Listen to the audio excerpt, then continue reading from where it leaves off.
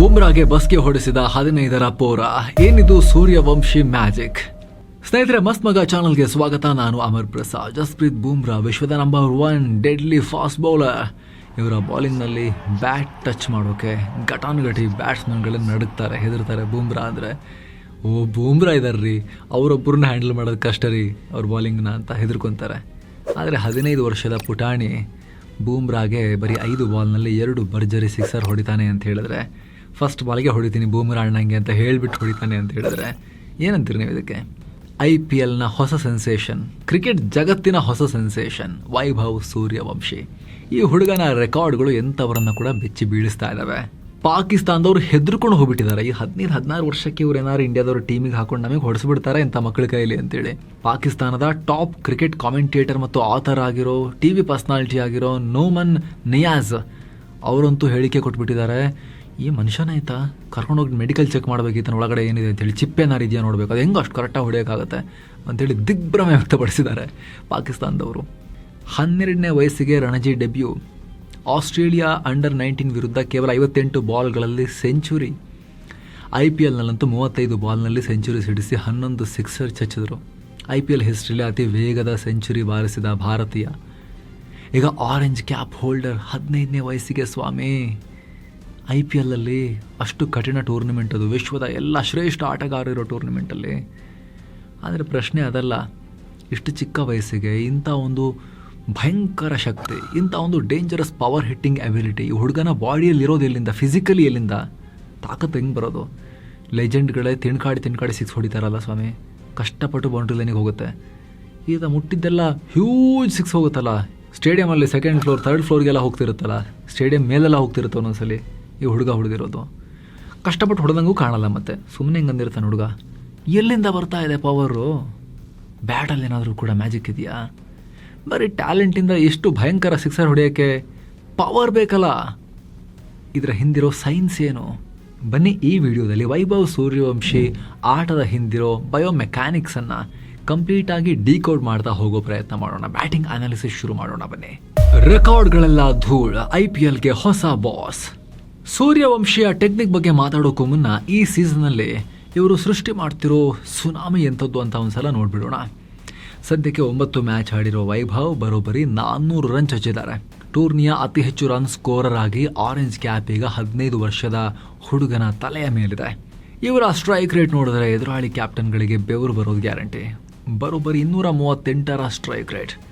ಅದರಲ್ಲೂ ಸನ್ ರೈಸರ್ಸ್ ಹೈದರಾಬಾದ್ ವಿರುದ್ಧ ಆಡಿದ ಇನ್ನಿಂಗ್ಸ್ ಅಂತೂ IPL ಹಿಸ್ಟ್ರಿಯಲ್ಲೇ ಒಂದು ಮೈಲುಗಲ್ಲು. ಬರೀ 37 ಬಾಲ್ನಲ್ಲಿ 103 ರನ್, 12 ಸಿಕ್ಸರ್, 5 4. ಸೆಂಚುರಿ ಅಂತೂ ಬರೀ 36 ಬಾಲಲ್ಲೇ ಕಂಪ್ಲೀಟ್ ಆಗಿತ್ತು.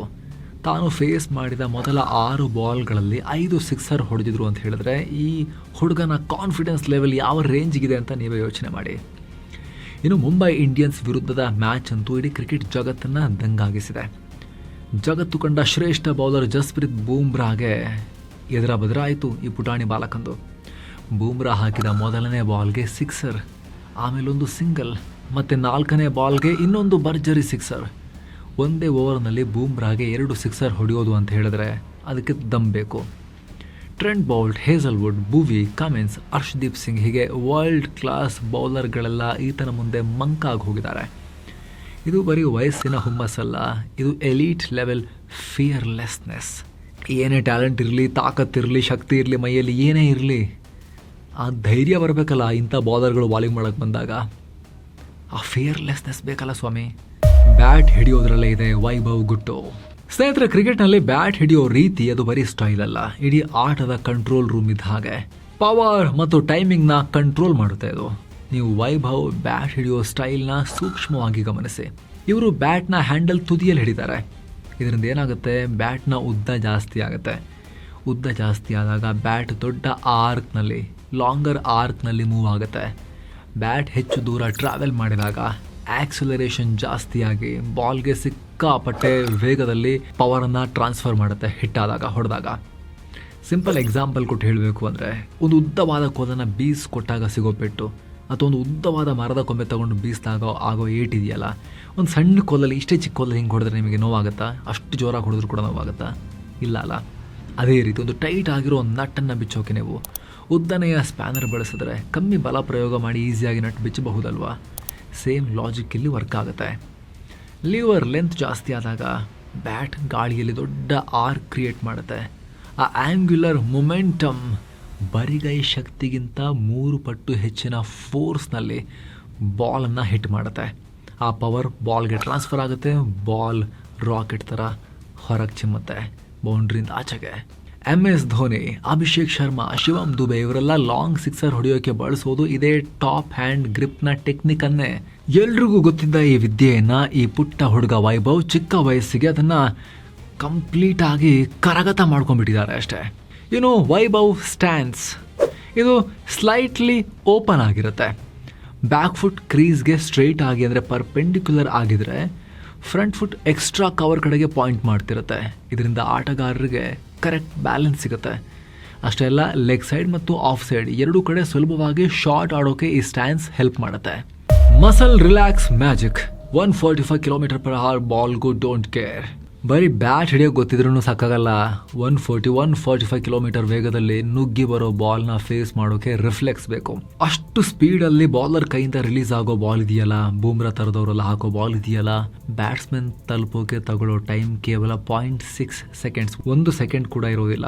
0.6 ಸೆಕೆಂಡ್, ಅರ್ಧ ಸೆಕೆಂಡ್ ಅಂತ ಅನ್ಕೊಳ್ಳಿ. ಕಣ್ಣು ಮಿಟುಕಿಸುವಷ್ಟರಲ್ಲಿ ಬಾಲ್ ವಿಕೆಟ್ ಅನ್ನ ಕಿತ್ತಿರುತ್ತೆ.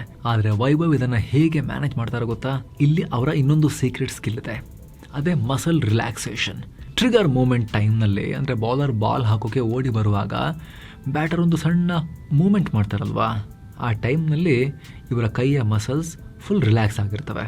ಸಾಮಾನ್ಯವಾಗಿ 130-140 km ಸ್ಪೀಡ್ನಲ್ಲಿ ಬಾಲ್ ಬರ್ತಿದೆ ಅಂದಾಗ ಎಂಥ ಬ್ಯಾಟರ್ ಆದರೂ ಮೈಯೆಲ್ಲ ಬಿಗಿಯಾಗಿ ಮಸಲ್ಸ್ ಟೈಟ್ ಮಾಡ್ಕೊಂಡ್ಬಿಡ್ತಾರೆ. ಆದರೆ ವೈಭವ್ ಈ ಟೈಮ್ನಲ್ಲಿ ತನ್ನ ಕೈಯ ಮಸಲ್ಸನ್ನು ಫುಲ್ ರಿಲ್ಯಾಕ್ಸ್ ಆಗಿ ಫ್ರೀ ಆಗಿ ಬಿಟ್ಟಿರ್ತಾರೆ. ಜಸ್ಟ್ ಒಂದು back hand across trigger moment ತಗೊಳ್ತಾರೆ. ಆದರೆ ಆ ಮೂಮೆಂಟ್ ಆದಮೇಲೆ ಆತನ ದೇಹ ಸ್ನಾಯುಗಳು ಕಂಪ್ಲೀಟ್ ರಿಲ್ಯಾಕ್ಸ್ ಆಗಿರ್ತವೆ. ಯಾಕೊತ್ತಾ? ಬಾಡಿ ಸೈನ್ಸ್ ಪ್ರಕಾರ ಟೈಟ್ ಆಗಿರೋ ಮಸಲ್ಸ್ ಯಾವತ್ತೂ ಫಾಸ್ಟ್ ಆಗಿ ಮೂವ್ ಆಗಲ್ಲ. ಮಸಲ್ಸ್ ಸ್ಟಿಫ್ ಆಗಿದ್ರೆ ಶಾರ್ಟ್ ಆಡೋಕ್ಕೂ ಮುನ್ನ ಆ ಬಾಡಿ ಮತ್ತೆ ಅನ್ಲಾಕ್ ಆಗಬೇಕು. ಆ ಅನ್ಲಾಕ್ ಮಾಡೋಕೇನೆ ಕೆಲ ಮಿಲಿ ಸೆಕೆಂಡ್ಗಳು ವೇಸ್ಟ್ ಆಗಿಬಿಡ್ತವೆ. ಟೈಮಿಂಗ್ ಮಿಸ್ ಆಗುತ್ತೆ. ಕ್ರಿಕೆಟ್ನಲ್ಲಿ ಬ್ಯಾಟಿಂಗ್ನಲ್ಲಂತೂ ಎಲ್ಲವೂ ಟೈಮಿಂಗ್ ಅಲ್ವಾ. ವೈಭವ್ಗೆ ಅದೇ ದೊಡ್ಡ ಪ್ಲಸ್ ಪಾಯಿಂಟ್. ಮಸಲ್ಸ್ ಎಲ್ಲ ಫ್ರೀ ಆಗೇ ಬಿಟ್ಟಿರ್ತಾರೆ. ವೈಭವ್ ಮೊದಲೇ ರಿಲ್ಯಾಕ್ಸ್ ಆಗಿರೋದ್ರಿಂದ ಬಾಲ್ನ ಸೀಮನ್ನು ಬೇಗ ರೀಡ್ ಮಾಡ್ತಾರೆ. ಅವರ ಕೈಗಳು ಶೋಲ್ಡರ್ ಯಾವುದೇ ಅಡೆತಡೆ ಇಲ್ಲದೆ ಫ್ರೀ ಆಗಿ ಮೂವ್ ಆಗುತ್ತೆ. ಇದರಿಂದ 0.6 ಸೆಕೆಂಡನ್ನು, ಅರ್ಧ ಸೆಕೆಂಡ್ನ ಆ ಟೈಮನ್ನು ಆತ ಪೂರ್ತಿಯಾಗಿ ಎಫೆಕ್ಟಿವ್ ಆಗಿ ಬಳಸ್ಕೊಳ್ಳೋಕೆ ಸಾಧ್ಯ ಆಗುತ್ತೆ. ಕಣ್ಣು ಆ ದೃಶ್ಯಗಳನ್ನು ಸಂಗ್ರಹಿಸಿ ಬ್ರೈನಿಗೆ ಕಳಿಸಿ ಬಾಡಿ ಸಿಗ್ನಲ್ ಕೊಟ್ಟು ಕೈ ಮೂವ್ ಮಾಡಿ ಹೊಡೆಯೋಕೆ ಅಷ್ಟು ಕಮ್ಮಿ ಟೈಮ್ನಲ್ಲಿ ಕ್ಯಾಲ್ಕುಲೇಷನ್ಗೆ ಸಾಧ್ಯ ಆಗ್ತಾ ಇದೆ ವೈಭವ್ಗೆ. ಸಿಂಪಲ್ ಎಕ್ಸಾಂಪಲ್ ಕೊಡಬೇಕು ಅಂದರೆ, ಯಾರಿಗಾದ್ರೂ ಸರಿಯಾಗಿ ಪಂಚ್ ಮಾಡಬೇಕು ಅಂದರೆ ಮೊದಲೇ ಕೈಯನ್ನು ಫುಲ್ ಟೈಟಾಗಿ ಇಟ್ಕೊಂಡು ಪಂಚ್ ಮಾಡಿದ್ರೆ ಸ್ಪೀಡ್ ಇರುತ್ತಾ, ಫೋರ್ಸ್ ಇರುತ್ತಾ? ಅದೇ ಕೈನ ಫ್ರೀ ಬಿಟ್ಟು ಪಂಚ್ ಮಾಡಿ ಇನ್ನೇನು ಕಾಂಟ್ಯಾಕ್ಟ್ ಆಗೋ ಟೈಮ್ನಲ್ಲಿ ಫುಲ್ ಬಿಗಿ ಮಾಡಿದ್ರೆ, ಒಂದು ಮಿಲಿ ಸೆಕೆಂಡ್ ಮುಂಚೆ ಬಿಗಿ ಮಾಡಿದ್ರೆ ಆಗ ಫೋರ್ಸ್ 10 ಪಟ್ಟು ಜಾಸ್ತಿ ಇರುತ್ತೆ. ವೈಭವ್ ಇದನ್ನೇ ಮಾಡೋದು. ಆ ರಿಲ್ಯಾಕ್ಸ್ ಆಗಿರೋ ಕೈಗಳು ಬಾಲ್ ಹತ್ತಿರ ಬಂದ ತಕ್ಷಣ ಒಂದು ಸ್ಪ್ರಿಂಗ್ ಥರ ಸಡನ್ನಾಗಿ ಬ್ಯಾಟನ್ನು ಮೂವ್ ಮಾಡಿ ಬಾಲನ್ನು ಕಾಂಟ್ಯಾಕ್ಟ್ ಮಾಡುತ್ತೆ. ಇದರಿಂದ ಬ್ಯಾಟ್ ಸ್ಪೀಡ್ ಅಕ್ಷರಶಃ ಡಬಲ್ ಆಗುತ್ತೆ. ಕಾಪಿ ಬುಕ್ ಸ್ಟೈಲ್ಗೆ ಗುಡ್ ಬೈ. ವೈಭವ್ ಹೊಸ high back lift. Cricket coaching manual ಪ್ರಕಾರ, ಅಂದರೆ ಕ್ರಿಕೆಟ್ ಕೋಚಿಂಗ್ ಕ್ಲಾಸಿಗೆ ಹೋದರೆ ಬ್ಯಾಟ್ ಯಾವಾಗಲೂ ಫಸ್ಟ್ ಅಥವಾ ಸೆಕೆಂಡ್ ಸ್ಲಿಪ್ ಕಡೆಯಿಂದ ಸ್ಟ್ರೈಟ್ ಆಗಿ ಬರಬೇಕು ಅಂತ ಹೇಳ್ತಾರೆ. ಅಂದರೆ ನೀವು ಬ್ಯಾಟ್ ಎತ್ತಿದಾಗ ಆ ಬ್ಯಾಟ್ನ ತುದಿ ಕೀಪರ್ ಪಕ್ಕದಲ್ಲಿರೋ ಸ್ಲಿಪ್ ಫೀಲ್ಡರ್ ಕಡೆಗಿರಬೇಕು. ಆಗ ಬ್ಯಾಟ್ ಒಂದು ಪೆಂಡುಲಮ್ ಥರ ಮೇಲಿಂದ ಕೆಳಗೆ ನೇರವಾಗಿ ಬರುತ್ತೆ. Classic cover drive, straight drive ಆಡೋಕೆ ಇದು ಹೇಳಿ ಮಾಡಿಸಿದ ಟೆಕ್ನಿಕ್. ರಾಹುಲ್ ದ್ರಾವಿಡ್ ಅಥವಾ ಚೇತೇಶ್ವರ್ ಪೂಜಾರ ಬ್ಯಾಟಿಂಗ್ ಮಾಡೋದನ್ನು ನೆನಪು ಮಾಡ್ಕೊಳ್ಳಿ. ಅವರ ಬ್ಯಾಟ್ ಯಾವಾಗಲೂ ಹೀಗೆ ಸ್ಟ್ರೈಟ್ ಆಗಿ ಬರುತ್ತೆ. ಯಾಕಂದರೆ ಟೆಸ್ಟ್ ಕ್ರಿಕೆಟ್ನಲ್ಲಿ ಬ್ಯಾಟ್ನ ಬಾಡಿ ಹತ್ರನೇ ಇಟ್ಕೊಂಡು ವರ್ಟಿಕಲ್ ಆಗಿ ಆಡ್ತಾರೆ. ಅಲ್ಲಿ ರಿಸ್ಕ್ ತಗೋಬಾರ್ದು, ವಿಕೆಟ್ ಉಳಿಸ್ಕೋಬೇಕು. ಆದರೆ ಮಾಡರ್ನ್ ಡೇ ಪವರ್ ಹಿಟ್ಟರ್ಸ್ ಈ ರೂಲ್ಸ್ನ ಫಾಲೋ ಮಾಡಲ್ಲ. ವೈಭವ್ ಕೂಡ ಈ ರೂಲ್ಸ್ನ ಫಾಲೋ ಮಾಡಲ್ಲ. ಇವರು ಬ್ಯಾಟ್ ಎತ್ತಿದಾಗ ಅದು ಸ್ಲಿಪ್ ಕಡೆಗೆ ಇರೋದಿಲ್ಲ, ಬದಲಾಗಿ ಪಾಯಿಂಟ್ ಫೀಲ್ಡರ್ ಕಡೆಗೆ, ಅಂದರೆ ತನ್ನ ಮೈಯಿಂದ ಸಾಕಷ್ಟು ದೂರ ಆಚೆ ಕಡೆಗೆ ವಾಲಿರುತ್ತೆ. ಹೈ ಬ್ಯಾಕ್ ಲಿಫ್ಟ್ ಅಂತಾರೆ. ಬ್ಯಾಟ್ ಅಷ್ಟು ದೂರ ಹೋದಾಗ ಏನಾಗುತ್ತೆ, ಅದು ವಾಪಸ್ ಬಾಲ್ ಕಡೆಗೆ ಬರೋಕೆ ಒಂದು ದೊಡ್ಡ ರೌಂಡ್ ಆರ್ಕ್ ಹಾಕೊಂಡು ಬರಬೇಕು. ಹಾಗೆ ಬರುವಾಗ ವೈಭವ್ ಬ್ಯಾಟ್ಗೆ ಸಿಕ್ಕಾಪಟ್ಟೆ ಸ್ಪೀಡ್ ಮತ್ತು ಮೊಮೆಂಟಮ್ ಬಿಲ್ಡ್ ಆಗುತ್ತೆ. ಇದು ಈತನ ಬ್ಯಾಟ್ ಸ್ಪೀಡ್ನ ಇನ್ನಷ್ಟು ಜಾಸ್ತಿ ಮಾಡುತ್ತೆ. ಚಾಟಿ ಥರ ಬೀಸೋ ಮಣಿಕಟ್ಟಿನ ಪವರ್. ಅಷ್ಟು ವೇಗವಾಗಿ ಬ್ಯಾಟ್ ಮೂವ್ ಆಗಬೇಕಾದ್ರೆ ಅದನ್ನು ಫೈನಲಿ ಬಾಲ್ನೊಂದಿಗೆ ಇಂಪ್ಯಾಕ್ಟ್ ಮಾಡಿಸೋಕೆ ಫೈನಲ್ ಟಚ್ ಅನ್ನು ಕೊಡೋದೇ ಮಣಿಕಟ್ಟು. ಇಲ್ಲಿ ಇವರ ಬಾಟಮ್ ಹ್ಯಾಂಡ್ ಅಂದರೆ ಕೆಳಗಿನ ಕೈ ಮೇಜರ್ ರೋಲ್ ಪ್ಲೇ ಮಾಡುತ್ತೆ. ಯಾವಾಗಲೂ ಮೇಲಿನ ಕೈ ಬರೀ ಡೈರೆಕ್ಷನ್ ಮತ್ತು ಕಂಟ್ರೋಲ್ ಕೊಟ್ಟರೆ ಕೆಳಗಿನ ಕೈ ಬ್ಯಾಟ್ಗೆ ಫುಲ್ ಪವರನ್ನು ಜನ್ರೇಟ್ ಮಾಡಿಕೊಡುತ್ತೆ.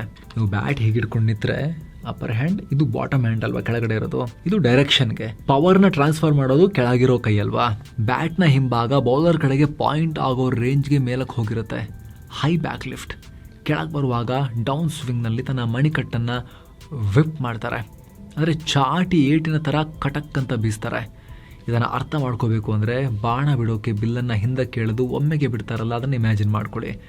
ಬ್ಯಾಟ್ ಮೇಲಕ್ಕೆ ಹೋದಾಗ ಪವರ್ ಬಿಲ್ಡ್ ಆಗಿ ಕಾಂಟ್ಯಾಕ್ಟ್ ಆಗೋ ಟೈಮ್ಗೆ ಮಣಿಕಟ್ಟಿನ ಮೂಲಕ ಭೀಕರವಾಗಿ ರಿಲೀಸ್ ಆಗುತ್ತೆ. ಇದಕ್ಕೇನೆ ಇವರು ಬ್ಯಾಟ್ ಬೀಸಿದಾಗ ಬಾಲ್ ಸ್ವಲ್ಪ ಮಿಸ್ ಟೈಮ್ ಆದರೂ ಕೂಡ ಬ್ಯಾಟ್ ಸ್ಪೀಡ್ ಜಾಸ್ತಿ ಇರೋದ್ರಿಂದ ಎಡ್ಜಿಗೆ ತಾಗೋದ್ರೂ ಸಿಕ್ಸ್ ಹೋಗುತ್ತೆ. ಇದು ಬರೀ ಕೈ ಚಳಕ ಅಲ್ಲ, ಫಿಸಿಕ್ಸ್ ಇದು. ಪವರ್ ಬರೋದು ಕೈಯಿಂದ ಅಲ್ಲ, ಸೊಂಟದಿಂದ. ಬಿಗ್ ಸಿಕ್ಸರ್ ಹೊಡೆಯೋಕೆ ವಿಪರೀತ ತೋಳ್ಬಲ ಇರಬೇಕು ಅಂತ ಅನ್ಕೊಂಡಿದೀವಿ ನಾವು. ಆದರೆ ಸ್ಪೋರ್ಟ್ಸ್ ಸೈನ್ಸ್ ಹೇಳೋ ಪ್ರಕಾರ ಪವರ್ ಬರೋದು ಕೇವಲ ಕೈಯಿಂದ ಅಲ್ಲ, ಬದಲಿಗೆ ಕೋರ್ ಮತ್ತು ಬ್ಯಾಕ್ ಹಿಪ್ಪಿಂದ. ಇದನ್ನೇ ಕೈನೆಟಿಕ್ ಚೈನ್ ಅಂತ ಕರೀತಾರೆ. ಇದು ಅರ್ಥ ಆದರೆ ಈ ಹುಡುಗನ ಆಟದ ಪೂರ್ತಿ ಚಿತ್ರಣ ಅರ್ಥ ಆಗುತ್ತೆ. ಪವರ್ ಅನ್ನೋದು ನೆಲದಿಂದ ಶುರುವಾಗಿ ಕಾಲುಗಳ ಮೂಲಕ ಸೊಂಟಕ್ಕೆ ಬಂದು ಅಲ್ಲಿಂದ ಕೋರ್ ಮಸಲ್ಸ್, ಶೋಲ್ಡರ್, ಕೈಗಳು ಮತ್ತು ಫೈನಲ್ ಆಗಿ ಬ್ಯಾಟ್ಗೆ ಟ್ರಾನ್ಸ್ಫರ್ ಆಗುತ್ತೆ. ಇದನ್ನು ಸ್ಟೆಪ್ ಬೈ ಸ್ಟೆಪ್ ಎಕ್ಸ್ಪ್ಲೇನ್ ಮಾಡ್ತೀವಿ ಕೇಳಿ. ಶಾಟ್ ಹೊಡೆಯೋ ಟೈಮ್ನಲ್ಲಿ ವೈಭವ್ ಮೊದಲು ಕಾಲಿನಿಂದ ನೆಲವನ್ನು ಗಟ್ಟಿಯಾಗಿ ಒತ್ತಿ ಗ್ರಿಪ್ ತಗೊಳ್ತಾರೆ. ಆಮೇಲೆ ಅವರ ಬ್ಯಾಕ್ ಹಿಪ್ ಅಂದರೆ ಸೊಂಟದ ಹಿಂದಿನ ಭಾಗ ಅಗ್ರೆಸಿವ್ ಆಗಿ ರೊಟೇಟ್ ಆಗುತ್ತೆ. ಆದರೆ ಇಲ್ಲೊಂದು ಮ್ಯಾಜಿಕ್ ಇದೆ. ಸೊಂಟ ಫುಲ್ ಸ್ಪೀಡ್ನಲ್ಲಿ ತಿರುಗಿದ್ರೂ ಕೂಡ ಇವರ ಮೇಲ್ಭಾಗ ಅಂದರೆ ಫ್ರಂಟ್ ಶೋಲ್ಡರ್ ತಕ್ಷಣ ತಿರುಗಲ್ಲ. ಅದು 1 ಸೆಕೆಂಡ್ ಹಾಗೆ ಲಾಕ್ ಆಗಿ ನಿಲ್ಲತ್ತೆ. ಇದನ್ನೇ ಬಯೋಮೆಕ್ಯಾನಿಕ್ಸ್ನಲ್ಲಿ ಹಿಪ್ ಶೋಲ್ಡರ್ ಸೆಪರೇಷನ್ ಅಂತ ಕರೀತಾರೆ. ಇದನ್ನ ಇಮ್ಯಾಜಿನ್ ಮಾಡ್ಕೋಬೇಕು ಅಂದರೆ ಒಂದು ದಪ್ಪನೆಯ ರಬ್ಬರ್ ಬ್ಯಾಂಡ್ನ ಒಂದು ತುದಿಯನ್ನು ಗಟ್ಟಿಯಾಗಿ ಫಿಕ್ಸ್ ಮಾಡಿ ಇನ್ನೊಂದು ತುದಿಯನ್ನು ಎಳೆದಾಗ ಅಲ್ಲಿ ಒಂಥರ ಟೆನ್ಷನ್ ಬಿಲ್ಡ್ ಆಗುತ್ತಲ್ಲ, ಅದೇ ರೀತಿ ಕೆಳಗಡೆ ಸೊಂಟ ಫುಲ್ ತಿರುಗಿದೆ, ಆದರೆ ಮೇಲ್ಗಡೆ ಶೋಲ್ಡರ್ ಇನ್ನೂ ತಿರುಗಿಲ್ಲ. ಆಗ ಆ ಕೋರ್ ಮಸಲ್ಸ್ ನಡುವೆ ಒಂದು ಭೀಕರವಾದ ಎನರ್ಜಿ ಸ್ಪ್ರಿಂಗ್ ಥರ ಸ್ಟೋರ್ ಆಗಿರುತ್ತೆ, ರಿಲೀಸ್ ಆಗೋಕ್ಕೆ ವೆಯ್ಟ್ ಮಾಡ್ತಿರುತ್ತೆ. ಯಾವಾಗ ಶೋಲ್ಡರ್ ಓಪನ್ ಆಗುತ್ತೋ ಸ್ಟೋರ್ ಆಗಿದ್ದ ಪೂರ್ತಿ ಎನರ್ಜಿ ಡಬಲ್ ಫೋರ್ಸ್ನಲ್ಲಿ ಮಣಿಕಟ್ಟಿನ ಮೂಲಕ ಬ್ಯಾಟ್ಗೆ ಟ್ರಾನ್ಸ್ಫರ್ ಆಗುತ್ತೆ. ಇಂಪ್ಯಾಕ್ಟ್ ಆದಾಗ ಬಾಲ್ ಟ್ರಾನ್ಸ್ಫರ್ ಆಗಿ ಬಾಲ್ ಚಿಮ್ಮತ್ತೆ ಹೊರಗಡೆ. 15ರ ಪೋರನಿಗೆ 30ರ ಕ್ರಿಕೆಟರ್ನ ತಲೆ. ಇದೆಲ್ಲ ಆಯಿತು. ಇದೆಲ್ಲ ಸ್ಕಿಲ್ಸು, ಅವರ ಎಬಿಲಿಟೀಸು, ಅವರ ಬಾಡಿಲಿರೋ ಪವರ್, ಅವರು ಜನ್ರೇಟ್ ಮಾಡೋ ಪವರ್, ಅವರ ಬ್ಯಾಟಿಂಗ್ನ ಸ್ಟೈಲ್, ಅದ್ರ ಬಗ್ಗೆ ಆಯಿತು.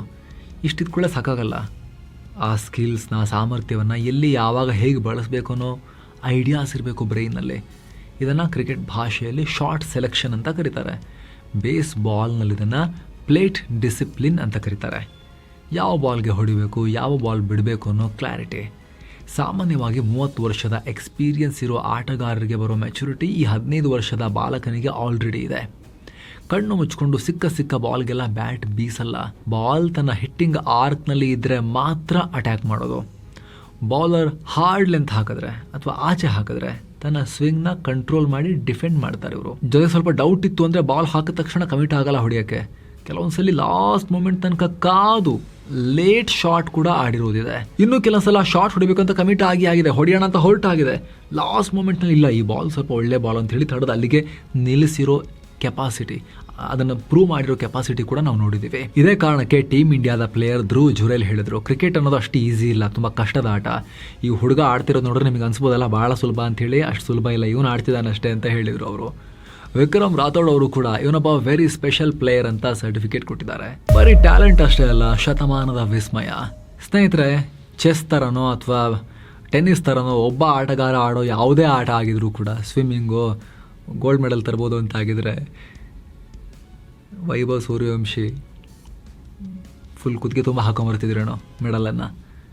ಬಟ್ ಕ್ರಿಕೆಟ್ ಟೀಮ್ ಗೇಮ್, ಒಬ್ಬ ಆಟಗಾರ ಮ್ಯಾಚ್ ಬದಲಾಯಿಸ್ಬೋದು, ಆದರೆ ಅಲ್ಟಿಮೇಟ್ಲಿ ಟೀಮ್ ಪರ್ಫಾರ್ಮೆನ್ಸ್ ಆಗಿರುತ್ತೆ ಅದು. ಆದರೆ ಏನೇ ಹೇಳಿ ಸ್ನೇಹಿತರೆ, ಒಬ್ಬ 15 ವರ್ಷದ ವಯಸ್ಸಲ್ಲಿ ಪವರ್, ಟೆಕ್ನಿಕ್ ಮತ್ತು ಡಿಸಿಪ್ಲಿನ್ ಈ ಮೂರನ್ನು ಒಟ್ಟಿಗೆ ಮಿಕ್ಸ್ ಮಾಡಿ ಅದ್ಭುತವಾಗಿ ಅದನ್ನು ಪ್ರೆಸೆಂಟ್ ಮಾಡ್ತಿರೋದಿದೆಯಲ್ಲ, ಅಚ್ಚರಿ, ಆಶ್ಚರ್ಯ, ಮಿರಾಕಲಸ್. ಇದು ಬರೀ ಲಕ್ ಅಲ್ಲ, ಇದು ಟ್ಯಾಲೆಂಟ್ ಅಲ್ಲ, ಇದು ಜನರೇಷನಲ್ ಫಿನಾಮಿನನ್. ಶತಮಾನಕ್ಕೊಮ್ಮೆ ಹುಟ್ಟಿ ಬರೋ ಪ್ರತಿಭೆ ಇದು. ಸಚಿನ್ ತೆಂಡೂಲ್ಕರ್ ಅವರು ಕೂಡ ದಿಗ್ಭ್ರಮೆ ಆಗಿರ್ಬೋದು ಇವ್ರ ಆಟನ ನೋಡಿ. ಇನ್ನು ಆರಂಭ ಅಷ್ಟೇ ಹುಡುಗಂದು, ನೋಡೋಣ. ಸಚಿನ್ ತುಂಬ ಲಾಂಗ್ ಪೀರಿಯಡ್ ಮೇಂಟೈನ್ ಮಾಡಿ ತೋರಿಸಿದ್ರು. ಈ ಹುಡುಗ ಇಲ್ಲಿ ತನಕ ಇದೇ ಶಿಸ್ತನ್ನು, ಇದೇ ಅಭ್ಯಾಸವನ್ನು, ಕಠಿಣ ಪರಿಶ್ರಮವನ್ನು, ಸ್ಕಿಲ್ಸನ್ನು, ಹೆಲ್ತನ್ನು ಮೇಂಟೈನ್ ಮಾಡ್ತಾರೆ ಅಂತ ನೋಡೋಣ. ಈ ಹುಡುಗ ನಮ್ಮನ್ನು ಕೇಳಿದ್ರೆ ಇಡೀ ಕ್ರಿಕೆಟ್ ಜಗತ್ತನ್ನೇ ಆಳಲಿ ಈ ಹುಡುಗ, ಬ್ಯಾಟಿಂಗ್ನ ಹೊಸ ಮಷೀನ್ ಆಗಲಿ, ನಮ್ಮ ತೆಂಡೂಲ್ಕರ್ ಅವರ ರೆಕಾರ್ಡನ್ನೇ ಈತ ಬ್ರೇಕ್ ಮಾಡಲಿ, ಅನ್ನೋದು ನಮ್ಮ ಆಸೆ. ಭಾರತದವರೇ ಮಾಡಲಿ ಅದನ್ನು ಅಂಥೇಳಿ. ನಿಮಗೇನು ಅನಿಸುತ್ತೆ? ಮಿಸ್ ಇಲ್ಲದೆ ಕಾಮೆಂಟ್ ಮಾಡಿ ತಿಳಿಸಿ. ನೆಕ್ಸ್ಟ್ ಇಯರ್ ಹಾಕೋಬೇಕು ಅಂತ ಟೀಮ್ಗೆ ನನ್ನ ವೈಯಕ್ತಿಕ ಅಭಿಪ್ರಾಯ, ಆಸೆ ನೋಡಬೇಕು ಅಂಥೇಳಿ ನಮ್ಮ ಟೀಮ್ ಇಂಡಿಯಾ ಜರ್ಸಿಯಲ್ಲಿ. ನಿಮಗೇನು ಅನಿಸುತ್ತೆ? ಮಿಸ್ ಇಲ್ಲದೆ ಕಾಮೆಂಟ್ ಮಾಡಿ ತಿಳಿಸಿ. ಮತ್ತೆ ಭೇಟಿ ಆಗ್ತಿರೋಣ ಸ್ನೇಹಿತರೆ. ನಮಸ್ಕಾರ.